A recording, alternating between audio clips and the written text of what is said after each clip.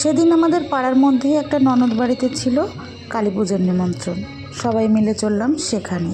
তোমাদের দাদাভাই বলল তোমরা আগে যাও, আমি একটু পরে আসছি। আমরাও কথা মতন আগে চলে গেলাম। গিয়ে মাকে প্রণাম সেরে একটু বসে পুজো দেখছিলাম। মায়ের পুজো হচ্ছে আর এদিকে মনের মধ্যে যেন অন্যরকম শান্তি, ভালো লাগা, ভালোবাসা কাজ করছে। বারবার মনের মধ্যে ইচ্ছা হচ্ছিল এরকম পুজো সারা রাত হতেই থাক আর আমি দেখতেই থাকি। খুব ভালো লাগছিল দেখতে। মাকে যেখানে বসিয়েছে জায়গাটাও খুব সুন্দর করে সাজিয়েছে, আর মাকে তো দেখতে অপরূপ সুন্দর লাগছিল, চোখ ফেরানো যাচ্ছিল না। আর যারা উপোস করেছিল প্রত্যেকে লাল পেড়ে সাদা শাড়ি পরেছিল। সব কিছু মিলিয়ে মিশিয়ে চোখ জুড়িয়ে যাচ্ছিল।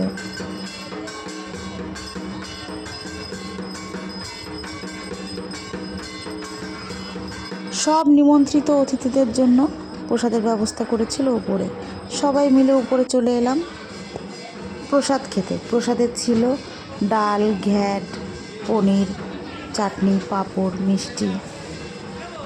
আমার ছেলে ওর একটা দিদির সাথে আগেই খেয়ে চলে গেছে, আর বাকি যে কয়জন ছিলাম একসাথে খাওয়া দাওয়া করে আর বেশি দেরি করিনি, সোজা বাড়ি চলে গেছিলাম। একটু রাতও হয়ে গেছিলো আর ঠান্ডাও পড়েছিল, তাই তো খাওয়া দাওয়ার পরে আর বেশি দেরি করতে পারিনি, বাড়ি চলে গেছিলাম সোজা। আজকের ভিডিওটা এখানেই শেষ করছি। দেখা হবে নেক্সট কোনো ভিডিওতে। ততদিন সবাই ভালো থেকো, সুস্থ থেকো, আমার পাশে থেকো।